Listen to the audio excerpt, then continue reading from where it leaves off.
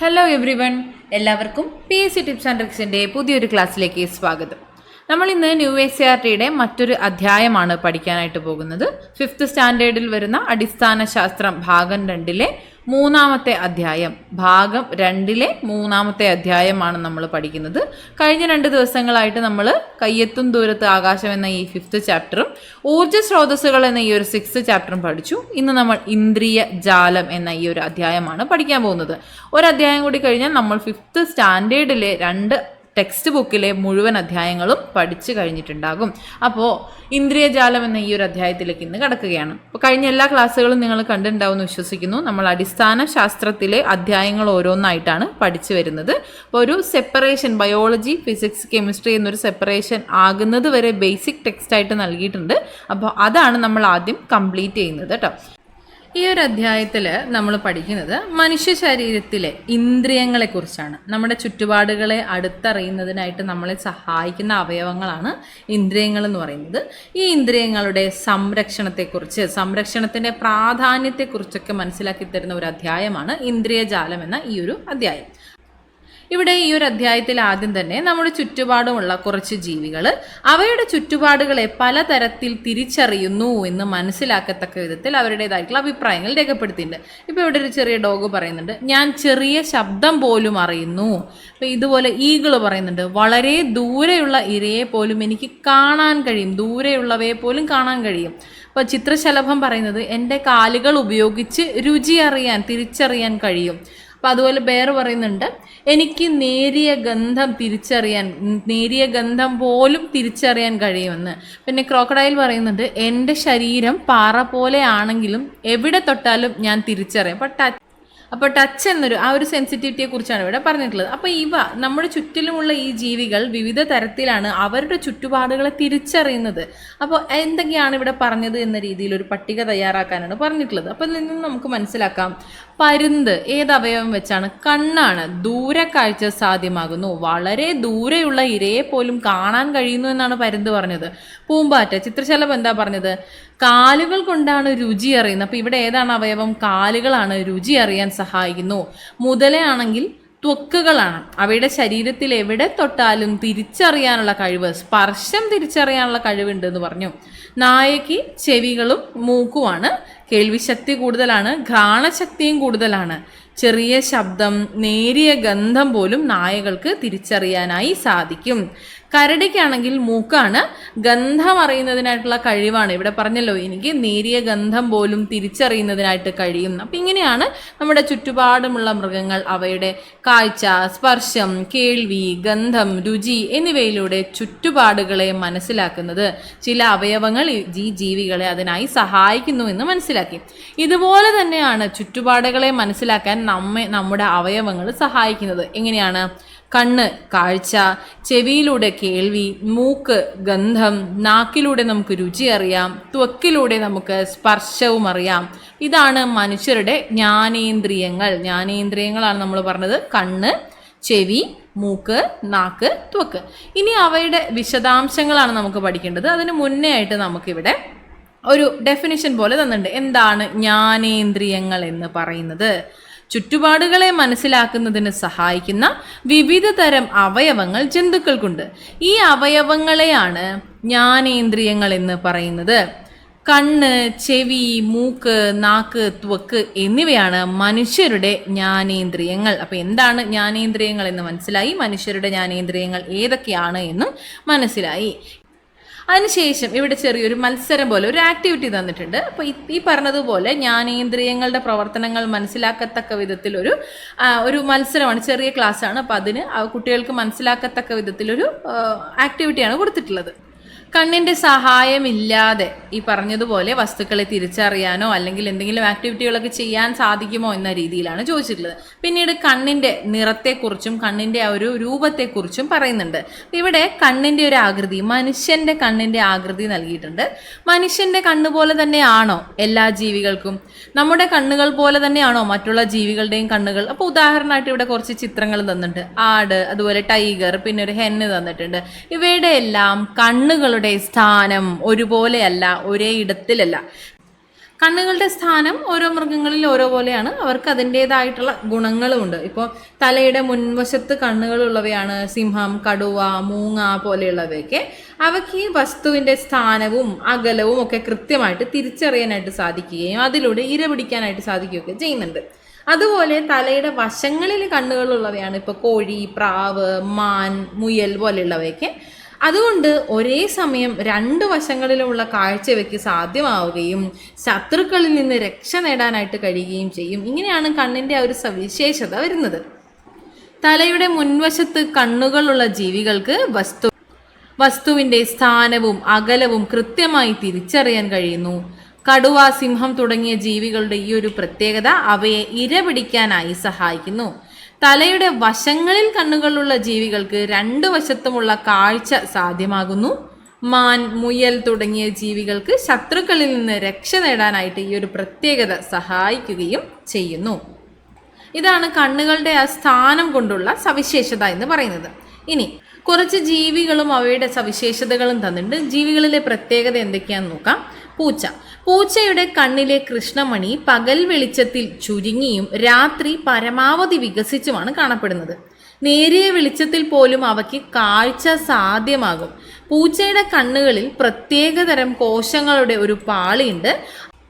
ആ ഒരു പാളിയാണ് രാത്രിയിൽ പൂച്ചയുടെ കണ്ണുകളുടെ തിളക്കത്തിന് കാരണം. രാത്രിയിൽ ഇര തേടുന്ന പല ജീവികളുടെയും കണ്ണുകൾക്ക് ഈ ഒരു പ്രത്യേകത ഉണ്ട്. നമ്മൾ കണ്ടിട്ടുണ്ടാവും രാത്രി ഇവയുടെ കണ്ണുകളൊക്കെ തിളങ്ങുന്നത്. അതിന് കാരണം പ്രത്യേകതരം കോശങ്ങളുടെ ഒരു പാളിയുള്ളതാണ്. അപ്പോൾ രാത്രിയിൽ ഇര തേടുന്ന പല ജീവികൾക്കും ഈ ഒരു പ്രത്യേകതയുണ്ട് എന്നാണ് പറയുന്നത്. ഇനി മൂങ്ങയ്ക്ക് തലയുടെ നേരെ മുൻഭാഗത്തായി വലിയ കണ്ണുകളാണ് ഉള്ളത്. കഴുത്ത് പുറകോട്ട് തിരിച്ച് പുറകിലെ കാഴ്ചകൾ കാണാനും മൂങ്ങയ്ക്ക് സാധിക്കും. അപ്പം അതാണ് മൂങ്ങയുടെ ഒരു സവിശേഷത എന്ന് പറയുന്നത്. ഇനി മരയോന്തിന് ഒരേ സമയം കണ്ണുകളെ വ്യത്യസ്ത ദിശകളിലേക്ക് ചലിപ്പിച്ച് ചുറ്റുമുള്ള കാഴ്ചകൾ കാണാനായിട്ട് സാധിക്കും. ഇങ്ങനെ വ്യത്യസ്ത രീതിയിലാണ് ഓരോ മൃഗങ്ങളിലും അവയുടേതായിട്ടുള്ള കണ്ണുകളുടെ പോലും സവിശേഷതകൾ വരുന്നത്. അതുകൊണ്ട് തന്നെ അവയ്ക്ക് അതിൻ്റേതായിട്ടുള്ള പ്രത്യേകതകളും ഉണ്ട്.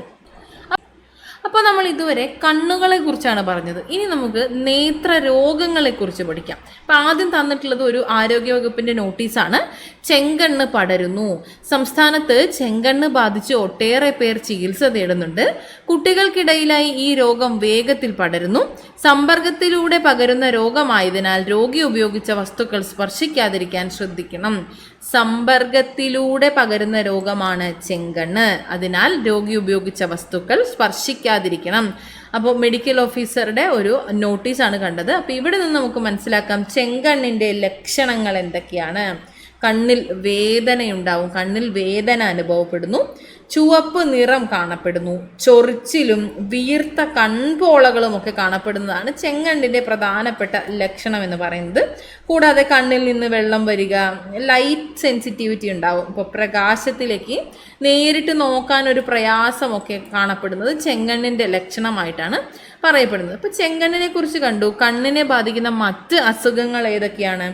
കണ്ണിനെ ബാധിക്കുന്ന അസുഖങ്ങൾ തിമിരം, അതുപോലെ ഗ്ലോക്കോമ, നിശാന്തത, വൈറ്റമിൻ എയുടെ കുറവ് മൂലമുണ്ടാകുന്ന നിശാന്തത, വർണ്ണാന്തത, ഹ്രസ്വദൃഷ്ടി, ദീർഘദൃഷ്ടി പോലെയുള്ളവ, അസ്റ്റിഗ്മാറ്റിസം പോലെയുള്ളവയൊക്കെ കണ്ണിനെ ബാധിക്കുന്ന മറ്റ് അസുഖങ്ങളാണ്.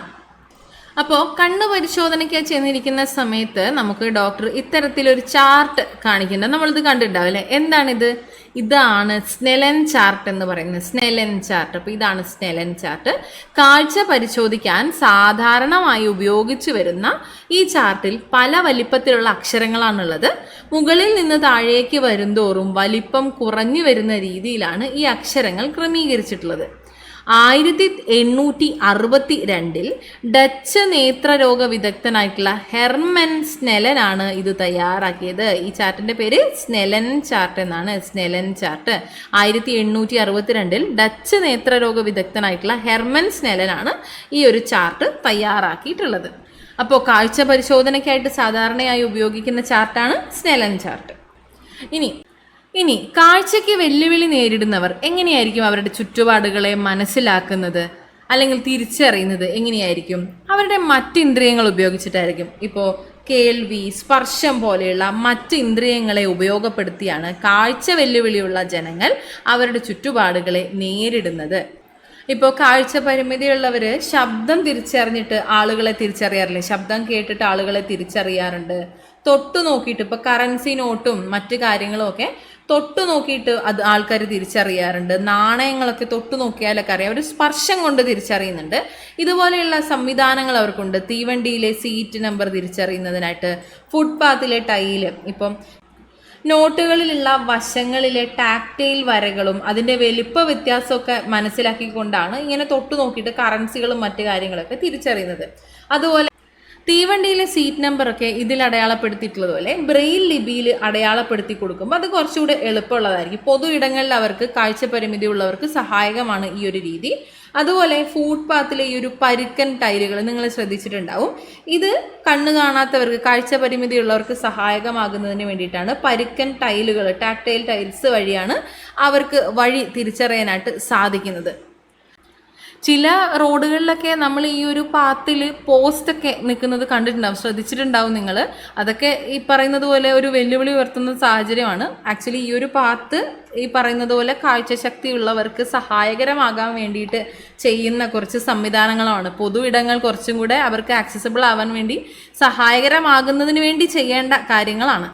ഇതുകൂടാതെ ഇവരെ സഹായിക്കുന്നതിന് വേണ്ടിയിട്ട് മൊബൈൽ ഫോൺ, വാച്ച്, കമ്പ്യൂട്ടർ തുടങ്ങിയ ഉപകരണങ്ങളിലൊക്കെ ഉള്ളത്. അപ്പോൾ ഇവിടെ തന്നിട്ടുള്ളത് പോലെ എന്തൊക്കെയാണ്? ടാക്ടൈൽ വാച്ച്, ഇതിൽ സ്പർശിച്ച് സമയം അറിയാനായിട്ട് സാധിക്കും. അല്ലെങ്കിൽ ടോക്കിംഗ് വാച്ച്, അത് സമയം പറഞ്ഞു തരും. അപ്പോൾ അതൊക്കെ ഉപകാരപ്രദമാണ്. പിന്നെ അബാക്കസ്, ടെയ്ലർ ഫ്രെയിം, അങ്ങനെയുള്ളവയൊക്കെ ഗണിത പഠനത്തിന് സഹായകമാകുന്നവയാണ്. പിന്നെ സോഫ്റ്റ്വെയറുകളുണ്ട്. ഇപ്പോൾ സ്ക്രീൻ റീഡർ, ബ്രെയിൽ ഡിസ്പ്ലേ ആയിട്ട്, അതുപോലെ മൊബൈലിൻ്റെ ആപ്പുകളായിട്ട് ഇപ്പോൾ look out app, talk back app എന്നൊക്കെ പറഞ്ഞിട്ട് ആപ്പുകളൊക്കെ ഉണ്ട്. അപ്പോൾ ഇത്തരത്തിൽ സോഫ്റ്റ്വെയറുകളും സഹായകമാണ്. പിന്നെ പറയുന്നത് പോലെ ബ്രെയിൽ സ്ലേറ്റ്, ഇപ്പോൾ ബ്രെയിൽ ലിപി എഴുതുന്നതിനായിട്ട് സഹായിക്കുന്ന ഒന്നാണ് ബ്രെയിൽ സ്ലേറ്റ് എന്ന് പറയുന്നത്. ബ്രെയിൽ സ്ലേറ്റ്, അപ്പോൾ ഈ ബ്രെയിൽ ലിപി എഴുതുന്നതിനായിട്ട് സഹായകരമായിട്ടുള്ള ഒന്നാണ് ബ്രെയിൽ സ്ലേറ്റ് എന്നത്. ഇത്തരത്തിലുള്ള വിവിധ സംവിധാനങ്ങൾ പരിമിതികളെ മറികടക്കാൻ അവരെ സഹായിക്കുന്നു എന്നുള്ളതാണ്. അപ്പോൾ ശാസ്ത്ര സാങ്കേതിക വിദ്യയുടെ വളർച്ച ഇവയിൽ ഒരുപാട് മാറ്റങ്ങൾ വരുത്തി. അതിനുദാഹരണമാണ് സ്മാർട്ട് കെയിൻ, അതുപോലെ ഡിജിറ്റൽ ബ്രെയിൽ സ്ലേറ്റ് തുടങ്ങിയവയൊക്കെ. അപ്പോൾ അവയിലും പുരോഗതി കാണാനായി സാധിക്കുന്നുണ്ട്. ഉദാഹരണത്തിന് സ്മാർട്ട് കെയിൻ എങ്ങനെ പ്രവർത്തിക്കുന്നു എന്ന് നോക്കുകയാണെങ്കിൽ, വഴി കണ്ടെത്തുന്നതിനായിട്ട്, കൂടുതൽ എളുപ്പത്തിൽ വഴി കണ്ടെത്തുന്നതിനായിട്ട് സഹായിക്കുന്ന ഒന്നാണ് ഈ സ്മാർട്ട് കെയിൻ എന്നത്. എങ്ങനെയാണ്? ഇവയ്ക്ക് തത്സമയം തടസ്സങ്ങൾ കണ്ടെത്താനാകും. എങ്ങനെ? അൾട്രാസോണിക്, ഇൻഫ്രാറെഡ് സെൻസറുകളൊക്കെ ഉപയോഗിച്ചുകൊണ്ട് ഇവയ്ക്ക് തത്സമയം തടസ്സങ്ങൾ കണ്ടെത്താനാകും. ഇനി ഇവയുടെ കണക്ടിവിറ്റി, സ്മാർട്ട് കെയിനുകൾക്ക് ബ്ലൂടൂത്ത് വഴി സ്മാർട്ട് ഫോണുമായിട്ടോ അല്ലെങ്കിൽ വീട്ടിലെ മറ്റു ഉപകരണങ്ങളുമായിട്ടോ കണക്ട് ചെയ്യാനാകുന്നതാണ്. പിന്നെ വീഴ്ച കണ്ടെത്താനായി സഹായിക്കും. എങ്ങനെയാണ്?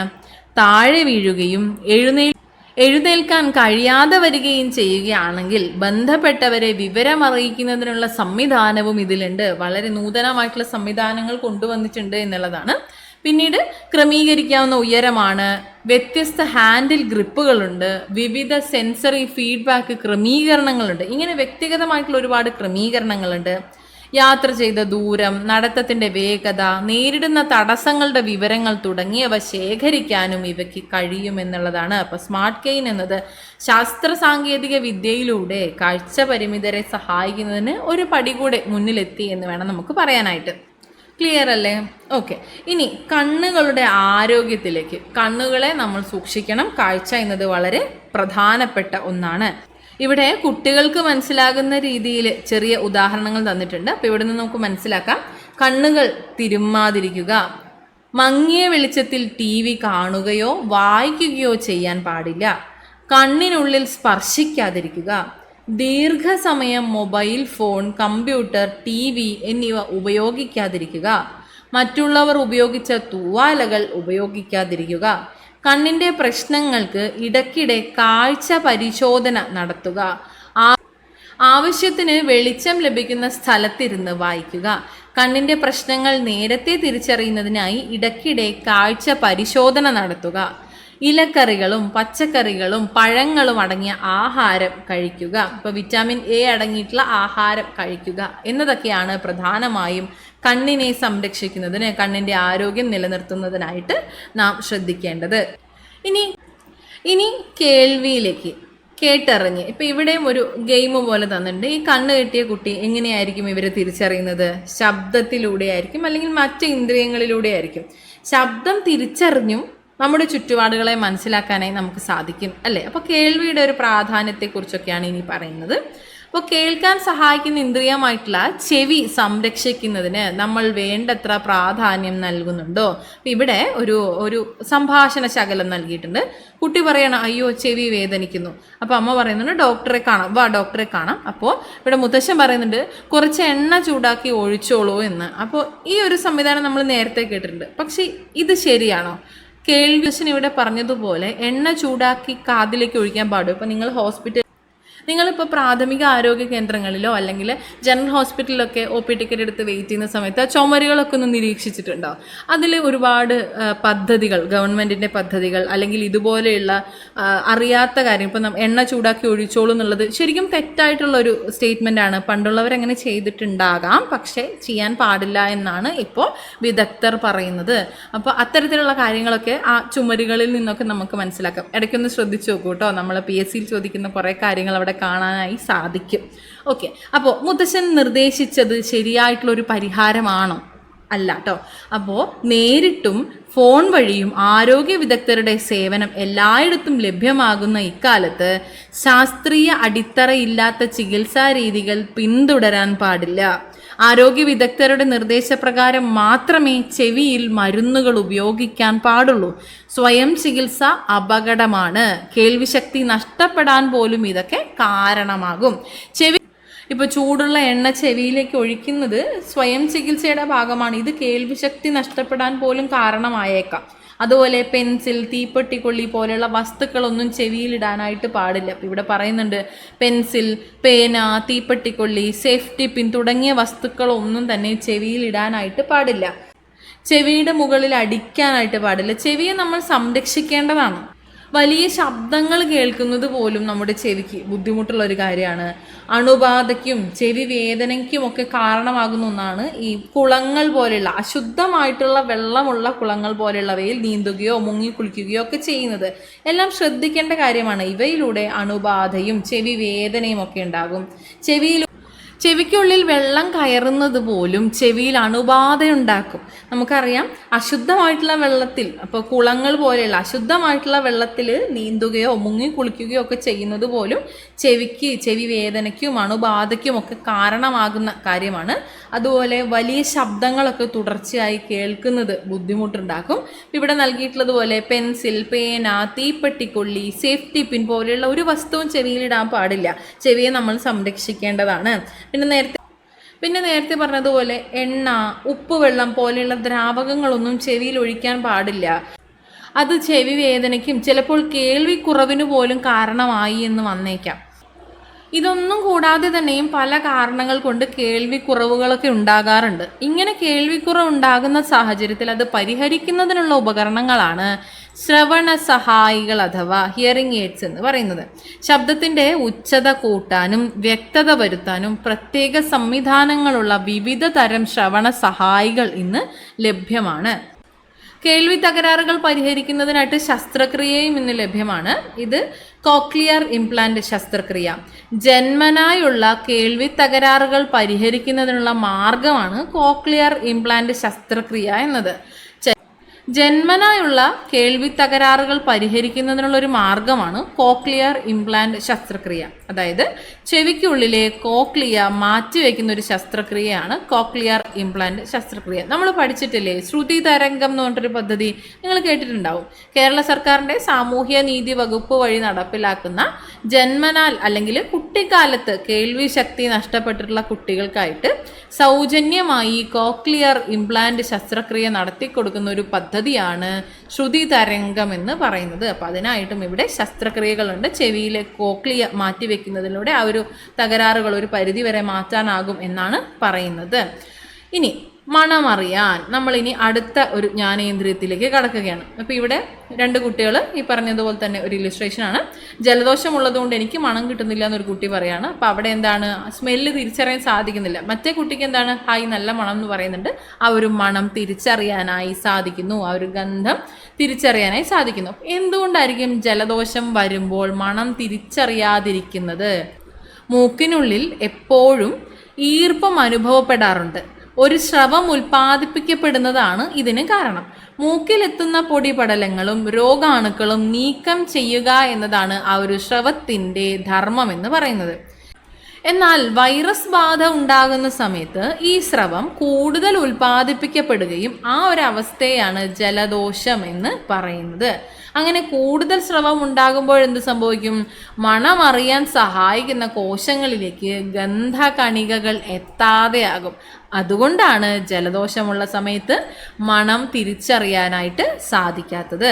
അങ്ങനെ ചുറ്റുപാടിനെ തിരിച്ചറിയുന്നതിനായിട്ട് കാഴ്ചയും കേൾവിയും പോലെ തന്നെ ഗന്ധവും നമ്മെ സഹായിക്കുന്നുണ്ട്. മണം അറിയുന്നതിന് മാത്രമല്ല, ശ്വസിക്കുന്നതിന് നമുക്ക് മൂക്ക് ആവശ്യമാണ്. അതുകൊണ്ട് തന്നെ മൂക്കിൻ്റെ സംരക്ഷണവും പ്രധാനപ്പെട്ടതാണ്. അപ്പോൾ മൂക്കിൻ്റെ സംരക്ഷണത്തിന് എന്തെല്ലാം കാര്യങ്ങൾ ശ്രദ്ധിക്കണം? നമ്മൾ നേരത്തെ കാതിൻ്റെ കാര്യത്തിൽ പറഞ്ഞതുപോലെ തന്നെ മൂക്കിൽ യാതൊരുവിധ വസ്തുക്കളും ഇടാനായിട്ട് പാടില്ല. ശക്തിയായി മൂക്ക് ചീറ്റുന്നതിനായിട്ടും പാടില്ല. അതുപോലെ അശുദ്ധജലത്തിൽ മുങ്ങിക്കുളിക്കാനായിട്ടും പാടില്ല. ആ സമയത്തും ശ്രദ്ധിക്കേണ്ടതാണ്, അശുദ്ധജലത്തിൽ മുങ്ങിക്കുളിക്കരുത്. അതുപോലെ തുമ്മുമ്പോഴും ചുമയ്ക്കുമ്പോഴും മൂക്കിൽ നിന്നും വായിൽ നിന്നുമൊക്കെ സ്രവകണികകൾ, മ്യൂക്കസിൻ്റെ പാർട്ടിക്കിൾസ് മറ്റുള്ളവരുടെ ശരീരത്തിൽ വീഴുന്നതിനായിട്ട് സാധ്യതയുണ്ട്. അതൊഴിവാക്കാനും നമ്മൾ കുറച്ച് കാര്യങ്ങൾ ശ്രദ്ധിക്കേണ്ടതുണ്ട്. ഇപ്പോൾ വൃത്തിയുള്ള തൂവാല കൊണ്ട് വായും മൂക്കുമൊക്കെ പൊത്തിപ്പിടിക്കുക. പേഴ്സണൽ ഹൈജീൻ വളരെ പ്രധാനപ്പെട്ടതാണ്. ഒരാൾ ഉപയോഗിച്ചിട്ടുള്ള തൂവാല മറ്റൊരാൾ ഉപയോഗിക്കാതിരിക്കാനായിട്ടും ശ്രദ്ധിക്കുക. അടുത്തൊരു ഇന്ദ്രിയമാണ് രുചി അറിയുന്നതിനായിട്ട് നാവ്. ഈ ഒരു ചിത്രത്തിൽ തന്നിട്ടുള്ള എല്ലാ കറികൾക്കും അതിൻ്റെതായ വ്യത്യസ്ത രുചികളാണുള്ളത്. നമുക്ക് അവയെല്ലാം തിരിച്ചറിയാനായിട്ട് കഴിഞ്ഞിട്ടുണ്ട് അല്ലേ? നന്നായി ചവച്ചരച്ച് കഴിക്കുമ്പോഴാണോ അല്ലാത്തപ്പോഴാണോ ഭക്ഷണ പദാർത്ഥങ്ങളുടെ രുചി ശരിയായിട്ട് അറിയാനായിട്ട് കഴിയുന്നത്? ഭക്ഷണ പദാർത്ഥങ്ങൾ ഉമിനീരിൽ അലിഞ്ഞ് നാവിലെ സ്വാദുമുകുളങ്ങളെ, ടേസ്റ്റ് ബഡ്സിനെ ഉത്തേജിപ്പിക്കുമ്പോഴാണ് രുചികൾ അറിയുന്നത്. അതുകൊണ്ട് തന്നെ നന്നായി ചവച്ചരച്ച് കഴിക്കുമ്പോഴാണ് രുചി കൃത്യമായി നമുക്ക് അറിയാനായിട്ട് സാധിക്കുന്നത്. ഈ നാവിൻ്റെ ധർമ്മം എന്ന് പറയുന്നത് രുചി അറിയാൻ മാത്രമാണോ? അല്ല. സംസാരിക്കുന്നതിനും ആഹാരം വിഴുങ്ങാൻ സഹായിക്കുന്നത് നാവാണ്. ആഹാരത്തെ വായ്ക്കുള്ളിൽ ചലിപ്പിച്ചുകൊണ്ട് ചവച്ചരയ്ക്കാൻ പല്ലുകളെ സഹായിക്കുന്നതും നാവ് തന്നെയാണ്. അപ്പോൾ ഈ ഒരു നാവിൻ്റെ സംരക്ഷണത്തെക്കുറിച്ച് നമ്മൾ സംസാരിക്കേണ്ടതുണ്ട്. നാവിൻ്റെ ആരോഗ്യത്തിനായിട്ട് നമ്മൾ കുറച്ച് കാര്യങ്ങൾ ശ്രദ്ധിക്കണം. ചൂടോ തണുപ്പോ അധികമുള്ള വസ്തുക്കൾ കഴിക്കരുത്. നമ്മൾ ടി വിയിലെ ആഡൊക്കെ കാണുമ്പോൾ ശ്രദ്ധിച്ചിട്ടില്ലേ? അധികം ചൂടോ അധികം തണുപ്പോ ഉള്ള വസ്തുക്കളൊന്നും കഴിക്കരുത് എന്ന് പറയാറുണ്ട്. അപ്പോൾ ചൂടോ തണുപ്പോ അധികമുള്ള വസ്തുക്കൾ കഴിക്കരുത്. ശക്തിയായി നാവ് വടിക്കരുത്. വായ എപ്പോഴും വൃത്തിയായി സൂക്ഷിക്കണം. അപ്പോൾ ഇത്തരം കാര്യങ്ങളെല്ലാം ശ്രദ്ധിക്കുകയാണെങ്കിൽ നാവിൻ്റെ ആരോഗ്യം നമുക്ക് സംരക്ഷിക്കാനായി സാധിക്കും. അടുത്ത ഇന്ദ്രിയത്തിലേക്ക് പോകുന്നു, തൊട്ടറിഞ്ഞ്. നമ്മൾ സ്പർശം എന്ന ഒരു ഇന്ദ്രിയത്തെക്കുറിച്ച് മനസ്സിലാക്കുകയാണ്. അപ്പോൾ ഇവിടെ ഒരു ആക്ടിവിറ്റി തന്നിട്ടുണ്ട്. തൊട്ടറിഞ്ഞുകൊണ്ട് എങ്ങനെ ചുറ്റുപാടുകളെ തിരിച്ചറിയാനായി സാധിക്കും എന്നത്. സ്പർശനത്തിലൂടെ നമുക്ക് തിരിച്ചറിയാനായി സാധിക്കും. സ്പർശനത്തിലൂടെ വസ്തുക്കളെ തിരിച്ചറിയാൻ സഹായിക്കുന്ന അവയവമാണ് ത്വക്ക് എന്ന് പറയുന്നത്. ചൂട്, തണുപ്പ് തുടങ്ങിയവ അറിയുന്നതിനും ത്വക്ക് നമ്മെ സഹായിക്കുന്നുണ്ട്. ശരീരത്തിലെ ഏറ്റവും വലിയ അവയവമാണ് ത്വക്ക്. നേരത്തെ ചോദിച്ചിട്ടുണ്ട് സ്റ്റേറ്റ്മെൻ്റ് ആയിട്ട്, ഇപ്പോൾ ചോദിക്കാറില്ല. പക്ഷേ ഇത് നമ്മൾ അറിഞ്ഞിരിക്കേണ്ടതാണ്. ശരീരത്തിലെ ഏറ്റവും വലിയ അവയവം ഏതാണ്? ത്വക്കാണ്. ശരീരത്തിനുള്ളിലേക്ക് രോഗാണുക്കൾ പ്രവേശിക്കാതെ ത്വക്ക് തടഞ്ഞു നിർത്തുന്നു. ഈ ഒരു ത്വക്കിൻ്റെ പ്രധാനപ്പെട്ട മറ്റൊരു സവിശേഷത എന്താണ് എന്ന് ചോദിച്ചാൽ, ശരീരത്തിൻ്റെ ചൂട് നിയന്ത്രിക്കുന്നത് ത്വക്കാണ്. അതുപോലെ വിയർപ്പിലൂടെ മാലിന്യം പുറന്തള്ളുന്നതിലും ത്വക്കിന് പ്രധാനപ്പെട്ട ഒരു പങ്കുണ്ട്. സ്പർശനത്തിലൂടെ വസ്തുക്കളെ തിരിച്ചറിയുന്നതിനായിട്ട് ത്വക്ക് സഹായിക്കുന്നു. ഇതുകൂടാതെ ചൂട്, തണുപ്പ് പോലെയുള്ള എല്ലാ കാര്യങ്ങളും ത്വക്കിന് അറിയാനായിട്ട് സാധിക്കുന്നുണ്ട്. രോഗാണുക്കളെ ശരീരത്തിൽ പ്രവേശിപ്പിക്കാതെ ശരീരത്തെ സംരക്ഷിക്കുന്നത് ത്വക്കാണ്. ശരീരത്തിലെ ഏറ്റവും വലിയ അവയവമാണ് ത്വക്ക്. ശരീരത്തിന്റെ ചൂട് നിയന്ത്രിക്കുന്നു. വിയർപ്പിലൂടെ മാലിന്യം പുറന്തള്ളുന്നതിനും ത്വക്ക് സഹായിക്കുന്നു. ഇനി ത്വക്കിന്റെ സംരക്ഷണം എങ്ങനെയാണ്? ത്വക്ക് സംരക്ഷിക്കുന്നതിനായിട്ട് നമ്മൾ കുറച്ച് കാര്യങ്ങൾ ശ്രദ്ധിക്കേണ്ടിയിരിക്കുന്നു. പ്രധാനമായിട്ടും പേഴ്സണൽ ഹൈജീൻ. ത്വക്ക് വൃത്തിയായി സൂക്ഷിക്കണം. ആവശ്യത്തിന് വെള്ളം കുടിക്കണം. ത്വക്കിന്റെ ആരോഗ്യത്തിന് സഹായിക്കുന്ന ഇലക്കറികൾ, പഴങ്ങൾ എന്നിവ ഭക്ഷണത്തിൽ ഉൾപ്പെടുത്തുന്നതിനായിട്ട് ശ്രദ്ധിക്കണം. കൂടാതെ സൂര്യാഘാതം, ചൂട്, ക്ഷീണം പോലെയുള്ളവയൊക്കെ കടുത്ത വേനലിൽ അധിക നേരം ജോലി ചെയ്യുന്നത് വഴി സംഭവിക്കുന്നതാണ് സൂര്യാഘാതം, ചൂട് കാരണമുള്ള ക്ഷീണം എന്നിവയൊക്കെ. അതൊന്നിൽ നിന്നൊക്കെ സംരക്ഷിക്കേണ്ടത് അത്യാവശ്യമാണ്. ഇതുകൂടാതെ ചൂട് കാലാവസ്ഥയിൽ, കടുത്ത വേനലിലൊക്കെ ദീർഘനേരം ജോലി ചെയ്യുന്നത് വിവിധ തരത്തിലുള്ള ആരോഗ്യ പ്രശ്നങ്ങൾ ഉണ്ടാക്കുന്നുണ്ട്. ഇപ്പോൾ സൂര്യാഘാതം, ചൂട് മൂലമുള്ള ക്ഷീണം, പിന്നെ ത്വക്കിനും കണ്ണിനുമൊക്കെ ദോഷം ചെയ്യുന്ന അൾട്രാ വയലറ്റ് രശ്മികൾ പതിക്കുന്നത്. അതിനാൽ ഈ ഒരു സമയത്ത് നമ്മൾ വേനൽക്കാലമാകുമ്പോൾ കുറേ ഇൻസ്ട്രക്ഷൻസ് ഒക്കെ പറയാറുണ്ടല്ലേ, ഗവൺമെൻറ്റും സംരക്ഷണത്തിനായിട്ടുള്ള ഒരുപാട് കാര്യങ്ങൾ പറയാറുണ്ട്. അപ്പോൾ അതിൽ പ്രധാനപ്പെട്ട ഒന്നാണ് തൊഴിൽ സമയങ്ങളിലുള്ള നിയന്ത്രണം ഏർപ്പെടുത്തുന്നത്. പ്രധാന കാരണം ഇത് തന്നെയാണ്, ത്വക്ക് സംരക്ഷണം. ഈ പറയുന്നത് പോലെ അൾട്രാ വയലറ്റ് രശ്മികൾ ത്വക്കിനെയും കണ്ണിനെയും ഒക്കെ ബാധിക്കുന്നതിനാൽ ഈ തൊഴിൽ സമയം നിയന്ത്രിക്കുന്ന സമയത്ത് അതിൽ നിന്നൊക്കെ നമുക്ക് രക്ഷ നേടാനായിട്ട് സാധിക്കും. അങ്ങനെ നമ്മൾ ജ്ഞാനേന്ദ്രിയങ്ങളുടെ പ്രവർത്തനങ്ങളെയും സംരക്ഷണത്തെയും കുറിച്ച് അടിസ്ഥാനപരമായ കാര്യങ്ങളൊക്കെ മനസ്സിലാക്കി. ഇത്രയാണ് ഈ ഒരു അധ്യായത്തിൽ നമുക്ക് പഠിക്കാനായിട്ടുള്ളത്. അപ്പോൾ ഇവിടെ നൽകിയിട്ടുള്ളതുപോലെ ഇതൊരു ചെറിയ ക്ലാസ്സിലെ ചെറിയ അധ്യായമാണ്. അതിൻ്റേതായിട്ടുള്ള ഒരു ലാളിത്യം ഈ ഒരു അധ്യായത്തിനുണ്ട്. പറഞ്ഞ കാര്യങ്ങളെല്ലാം ബേസിക്കാണ്. എല്ലാ കാര്യങ്ങളും നമുക്ക് അറിയാവുന്നവയാണ്. അപ്പോൾ ഇതെല്ലാം തന്നെ നമ്മൾ മനസ്സിലാക്കിയിരിക്കേണ്ടതുകൊണ്ട് നമ്മളിതൊന്ന് ഒരു അടിസ്ഥാനപരമായ ഒരു അവലോകനം നടത്തി എന്ന് ചിന്തിച്ചാൽ മതി. ബാക്കി കാര്യങ്ങളൊക്കെ അടുത്ത അധ്യായങ്ങൾ വരുമ്പോൾ അതിനനുസരിച്ച് ആഡ് ഓൺ ചെയ്യുക. പറഞ്ഞ കാര്യങ്ങളെല്ലാം ക്ലിയർ ആയിട്ട് മനസ്സിലായി എന്ന് വിശ്വസിക്കുന്നു. എല്ലാവരും നന്നായിട്ട് പഠിക്കുക, നന്നായിട്ട് റിവൈസ് ചെയ്യുക. Okay, thank you so much.